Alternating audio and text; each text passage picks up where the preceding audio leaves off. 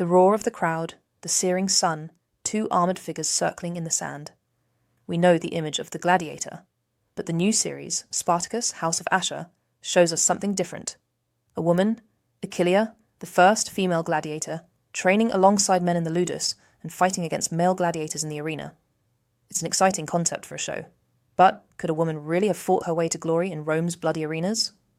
While the show promises a spectacle of betrayal and blood, the true story of female gladiators is even more scandalous and surprising. This isn't a story of warrior armies, but of a few controversial women who broke every rule in Roman society. Today, we're uncovering the real history of the gladiatrix and separating Hollywood fiction from the reality of the Colosseum. Let's get one thing straight. The idea of female gladiators training in the ludus alongside men? That's mostly a modern invention. The creator of House of Ashur even admitted they're playing with the historical timeline in the show, bringing in female gladiators about a century before they actually show up in the historical record. The show gives us a fierce warrior in a man's world, a fantastic character setup, but the historical reality was far weirder. These women were a novelty act, an exotic, and for many Romans, a deeply shocking one. Ancient writers didn't call them respected fighters. They were often referred to as ludia, simply meaning female performers, suggesting their status was miles away from their male counterparts. In fact, the very word gladiatrix is a modern term. The Romans never coined a specific word for them, since a woman fighting in the arena was such a bizarre exception. So, if they weren't the action heroes we see on screen, who were they? Our evidence for female gladiators is thin, but it's undeniable. The historical record comes from three sources: written historical accounts, contemporary stone carvings, and the laws passed by the Roman Senate to stop the shocking phenomenon. First, the writers. Roman historians like Tacitus, Suetonius, and Cassius Dio all mention women fighting in their written accounts, but not with any kind of reverence. They're usually described as part of bizarre spectacles put on by emperors known for their excess. Emperor Nero, for instance, forced high-status men and women to fight in the arena, which the historian Cassius Dio called most disgraceful and most shocking. Emperor Domitian apparently staged torchlit battles at night, pitting women against other women, and sometimes even against dwarves, just for the sheer novelty of it all. The historical record also includes an inscription from a local official in the port city of Ostia, bragging that he was the first to provide women for the sword in his town, framing it like he was debuting a wild new import. So these weren't stories of an honoured tradition, but rather reports of sensational boundary-pushing publicity stunts. Then we have the strongest proof of all, a marble slab found in Halicarnassus, modern-day Turkey, that now sits in the British Museum.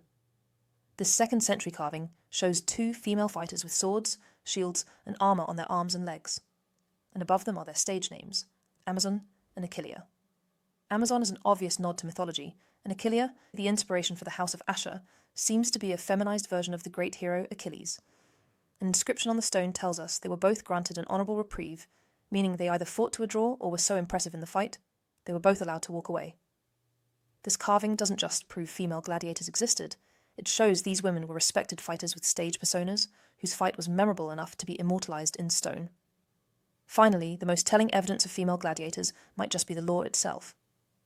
The Roman Senate had to pass multiple laws to get women out of the arena. In 11 CE, they banned freeborn women under 20 from participating. Then, in 19 CE, a decree was passed that specifically blocked the daughters, granddaughters, and great-granddaughters of senators and nobility from becoming gladiators. So, the problem wasn't just enslaved women fighting. It was also that women from the wealthiest families were, for some reason, choosing this life, and the government had to step in to stop what it saw as a dishonour to their class. The final nail in the coffin came in 200 CE, when Emperor Septimius Severus banned female gladiatorial combat entirely. As the story goes, the emperor got fed up with lewd jokes from the crowd during a women's athletic event and feared the whole thing was breeding disrespect. So, the historical record is clear on the existence of female gladiators. You don't pass laws to ban something that isn't happening.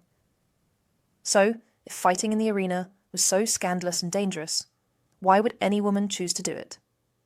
Well, for the enslaved women, there was no choice. Just as men were forced into gladiator schools, women could be ordered to fight by a master, seeking a chance to profit from a rare spectacle. But what about the freeborn women?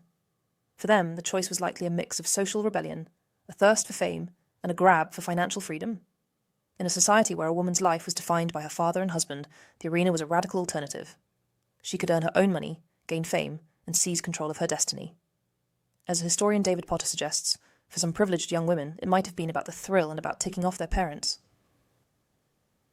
The image of Achilles in the House of Ashur training in the ludus alongside men is pure Hollywood fiction. There is zero evidence that female gladiators trained in the same institutionalized schools as men, which were exclusively male environments. There's also no proof of dedicated schools for women either. It's more likely their training was done on a freelance basis. A wealthy sponsor wanting a novelty fight would hire a private tutor, probably a retired gladiator, to train a few women for a specific event. This means their experience was completely different from a male gladiator's.